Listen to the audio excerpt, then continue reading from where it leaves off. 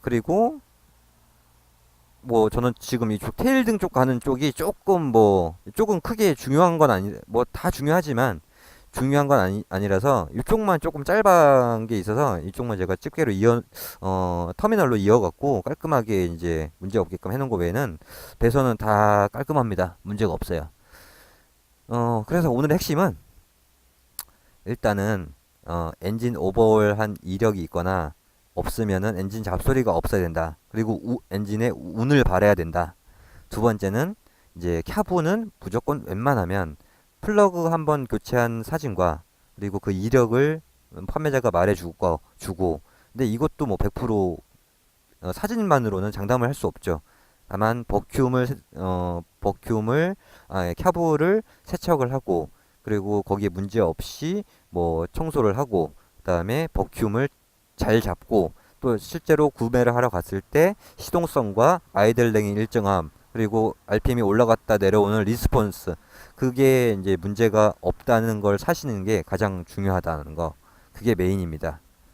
뭐 그 외적으로 뭐 또 끝도 없어요. 이제 기름통 같은 경우는 안에 실제적으로 열어서 플래시로 비춰보면 녹이 슬어 있는 경우가 안쪽에 많습니다. 외관은 깨끗할 수도 있어요. 왜냐면 도색을 해버리면 깨끗하기 때문에. 근데 외관은 도색을 해서 엄청 깨끗한데 내부는 녹이 엄청나는 것도 있어요. 그럼 아무 의미가 없습니다. 물론 이 필터라는 게 있어요. 여기 필터가 있는데 실제적으로는 이렇게 깨끗합니다. 이것도 간지 한 1년 됐어요. 원래는 더 투명합니다. 근데 대부분 보면 이거 가시는 분이 없어요. 왜냐면 이게 새거가 나오는지도 몰랐다 하시는 분이 태반이시고 이게 13,000원인가 16,000원 비싸진 않은데 완전히 이제 이것도 단종인데 냉각수 보조 탱크 이 정도 색깔이 될 때까지 안 가세요. 평생을 안 가시는 분도 많으세요. 타시면서. 그래서 뭐 어쨌든간 끝이 없다. 그래서 잘 사시려면 돈이 최대한 적게 들고 좀 즐길 수 있으려면 돈이 처음에 좀 비싸더라도 일단은 점검하실 게 기름 탱크로 한다면은 뭐 순서로 따지면 엔진 쪽에서 잡소리 이쪽에서도 한번 들어보시고 이쪽에서도 한번 들어보고 엔진 잡소리를 최대한 들어보고 그 다음에 웬만하면은 버큐움을 내가 사서 잡겠다가 아니라 센터를 가서 잡겠다가 아니라 캬브 청소와 버큐움이 잡혀 있는 거 그리고 플러그를 갈았다고 얘기해 줄 수 있으면 좋은 그 정도 상태는 일단은 되는 걸 사셔야 되고요. 그 다음에는 이제 기름통을 열어서 이 안쪽에 플래시를 비춰보시면 플래시를 비추면 자 봅시다. 이렇게 비춰서 이렇게 저는 완전히 그 녹이 없는데 뭐 조금은 있어도 돼요. 왜냐면 그 필터가 어차피 걸러줍니다.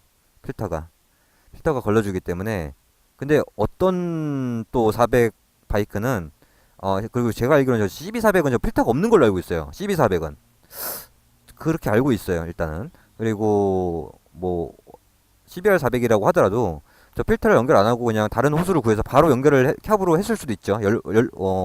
물론 캡브가 아닌 일단은 저기 뭐냐 연료 펌프 쪽으로 가게 되는데 결론은 어쨌든 간에 필터가 없으면 연료 펌프를 통해서 캡으로 바로 휘발유가 이어지게 되는데 녹이 있으면 그 녹이 계속 이제 캡으로 쌓여가는 거죠. 그러면 안에가 메인젯이 막히면서 이제 울컥거림이 발생하고 문제들이 생기는 겁니다.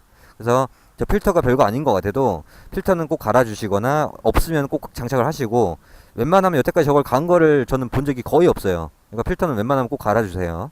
그래서 엔진, 캬브 아까 말씀드린 대로 점검이 돼 있는 세팅이 돼 있는 버큐움이 잡혀 있는 그 다음에 기름 탱크 녹 없는 거 뭐 정 마음에 드는데 녹이 있다.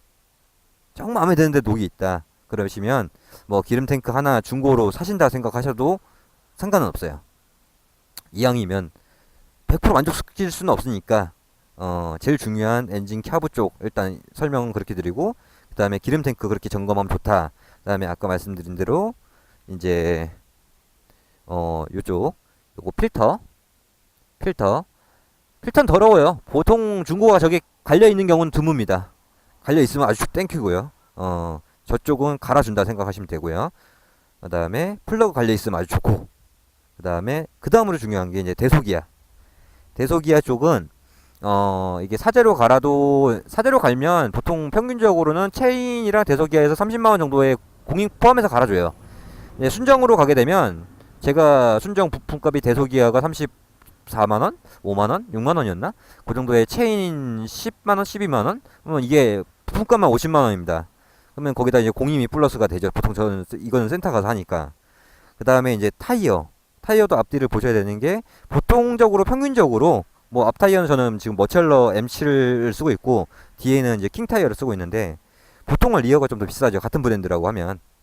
근데 평균적으로 이제 한 짝당 공인 포함해서 평균적입니다. 그냥 더 싼 것도 있고 더 비싼 것도 있지만 하나당 20만 원씩 들어요. 뒷타이어 20만 원, 앞타이어 20만 원. 그럼 40만 원 들어갑니다.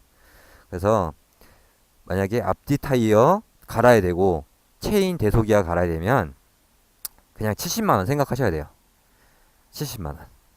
이런 것들은 센터 가셔야 되고 그리고 똑같는데 만약에 휠에 심각한 문제가 있다. 그럼 휠도 구해야 돼요.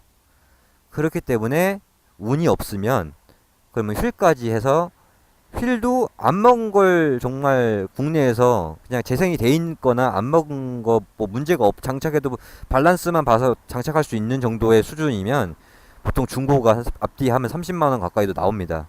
근데 보통 거래되는 가격이 한 10에서 15만 원이죠. 대부분 그런 것들은 조금씩이라도 안 먹은 건 없어요. 근데 적당히 문제 없이 재생까지는 안 해도 탈만한 수준인 것들 15만 원 정도가 있고 정말 25만 원, 30만 원까지 가는 거는 자신이 있어서 그 가격에 보통 나옵니다. 그렇게 되면 이제 말 그대로 100만 원이 되는 거죠. 이제 대소기아, 체인, 앞뒤 타이어, 그다음에 휠까지. 그러니까 휠은 문제가 없다 그러면 이제 70만 원이 추가로 나가요. 사자마자. 그 다음에 이제 계속 꾸준하게 트러블 생기는 게 제가 아까 말씀드린 배선입니다. 보통 배선은 새로 구하기도 힘들고 멀쩡한 거를 그리고 배선을 새로 깔면은 공임이 엄청 날 거예요. 저는 새로 좀 깔긴 깔았는데 센터에서 이거 배선을 새로 깐다. 끔찍합니다. 공임이 얼마나 나올지 모르겠어요. 배선은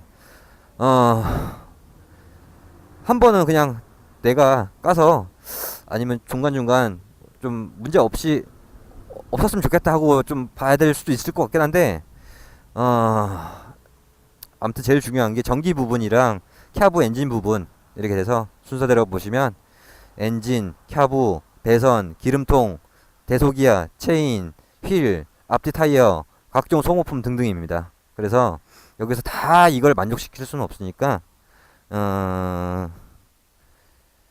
보자. 그러면 아까 말씀드린 대로 엔진하고 저기 캬브하고 일단 요 정도에서 만족을 하실 수 있으면 거기서 이제 가격을 잘 따져 보셔야 되는 거죠. 여기서 분명히 그래서 보통적으로 화석을 사면 추가적으로 200만 원, 300만 원 들어갈 수 있습니다. 200에 샀다, 300에 샀다 하더라도 아까 말씀드린 대로 대소기아 체인 뭐 이렇게 갈고 타이어 갈고 하면 뭐 70만 원, 100만 원 또 나가죠. 그 다음에 뭐 또 기본적으로 소모품 갈고 공임 또 드린다 그러면 뭐 이것저것 정말 이것저것 뭐 앞주바 5월 뭐 등등 여러 가지 뭐 사야 되는 걸 생각하면 또 100만 원 나갑니다. 그래서 200 정도는 보통 나간다고 보셔야 돼요. 그래서 200에 사든 300에 사든 웬만하면은 200이 플러스 돼서 400, 500이 됩니다. 그래서 만약에 500짜리 매물이 나왔는데 정말 괜찮다. 앞뒤 타이어 다 갈려있고 휠 밸런스 좋고 엔진도 믿을만은 한 것 같고 뭐 캬브도 버큐um 세팅 돼 있고 뭐 기름통 노고 없고 산발이 흰데 없다. 그러면 500이 그게 절대 비싼 게 아니에요. 절대 비싼 게 아닙니다. 그냥 다 갈려 있고 센터 안 들어가도 되고 본인은 즐기시면 돼요, 진짜. 그래서 500이 비싼 게 아닙니다. 120만 원짜리 샀다, 150만 원짜리 샀다, 멀쩡한 거 없습니다, 솔직히. 제가 봤을 땐 그래요. 저도 뭐 제가 400을 안 타든 간에 지금 만약에 오토바이가 아니라 중고나라 같은 거 거래를 이리저리 많이 할 수도 있잖아요. 저도 많이 하지만 뭐 오토바이 용품도 하지만 하고 뭐 휴대폰도 팔아도 받고 뭐 게임기도 팔아도 받고 하지만 괜히 싸게 팔 이유는 없잖아요. 그러면은 이제 뭐랄까 정말 괜찮다. 내가 이만큼 돈을 들이고 내가 이만큼 상태를 안다. 자신이 있다 한다면 500의 값어치가 있다 그러면 뭐 정말 어려워서 아니면 좀 너무 안 팔려서 가격을 좀 내릴지언정 그거를 150만 원, 120만 원, 180만 원에 내놓지는 않습니다. 그 가격에 팔 생각도 없고 팔 생각이 들지도 않을 거예요.